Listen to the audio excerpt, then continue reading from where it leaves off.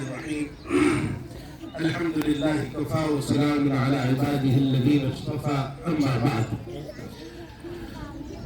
مہمانان اعظام اور یہاں کے ٹیچرز اور یہاں کے پڑھنے والے طلباء و طالبات، السلام علیکم ورحمۃ اللہ وبرکاتہ۔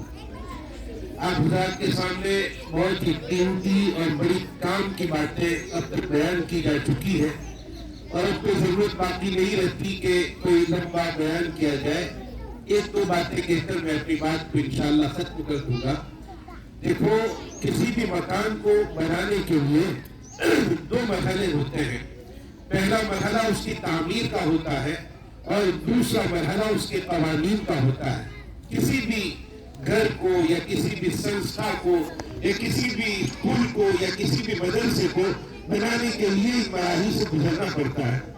پھر جب گھر کی تعمیر ہوتی ہے تو اس تعمیر میں صرف معمار کام کرے اس سے مکان نہیں بن جاتا، اس کے پیچھے جن چیزوں کو لگانا پڑتا ہے ان میں ایک پیسہ ہے، ایک تعمیر کرنے والا آدمی ہے، ایک اس میں لگنے والی سیمنٹ ہے، اینٹیں ہیں اور اسٹیل ہے۔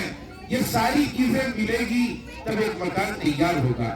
ہمارے اس ہندوستان کو آزاد کرنے کے لیے الحمدللہ صرف کسی ایک نے مل کر، صرف کسی ایک نے ملک کو آزاد کرایا ہوا ایسا نہیں ہے۔ سبھی کمیونٹی کے لوگوں نے مل کر اس ملک کو آزاد کرنے کی فکریں کی، تب جا کے یہ ملک آزاد ہوا۔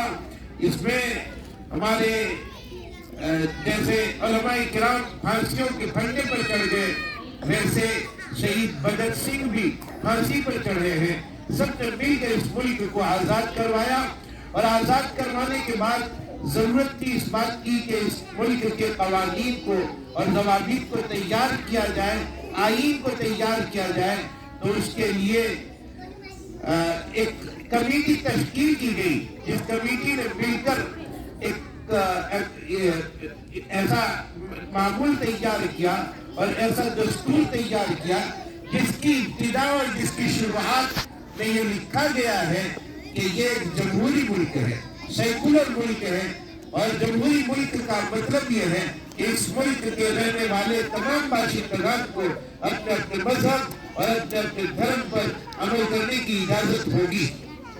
اس طرح اس کا ایک دستور و منشور تیار کیا گیا اور پھر اس میں یہ بھی لکھا گیا کہ حکومت کا کوئی دھرم نہیں ہوگا، وہ سارے دھرم اور مذاہب کے ماننے والوں کو یکساں نظر سے دیکھیں گے، ایک نظر سے دیکھیں گے۔ اس طرح کا ایک کانسٹیٹیوشن تیار کیا گیا اور اب تک وہ جمہوری نظام الحمدللہ ہمارے ملک میں چل رہا ہے۔ میں دعا کرتا ہوں کہ اللہ تعالیٰ حکومت کے چلانے والوں کو بھی اس کی جمہوریت کو سمجھنے کی توفیق عطا فرمائے۔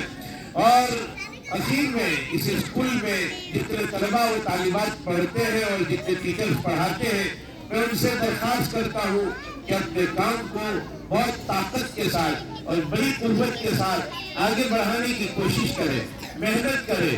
دن دوگنی رات چوگنی ترقیات تبھی ملے گی جبکہ پڑھنے پڑھانے والے دونوں اپنے کام میں آخری حد تک کی محنت کریں گے۔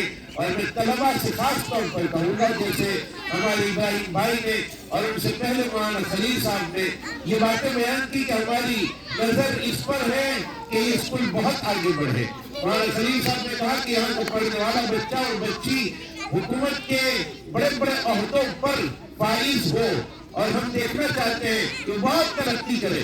میں دعا کرتا ہوں کہ اللہ تعالیٰ ان کے اس خواب کو شرمندہ تعبیر کرے اور اس کے لیے عزیز بچوں آپ کو بہت محنت کرنی ہوگی، بہت راتوں میں جاگ کر اپنی کتابوں کی تیاری کرنی ہوگی۔ آج ضرورت ہے امت میں ایسے لوگوں کی کہ پڑھے ہوئے لوگ ملے، پڑھے ہوئے بچے بچیاں ملے۔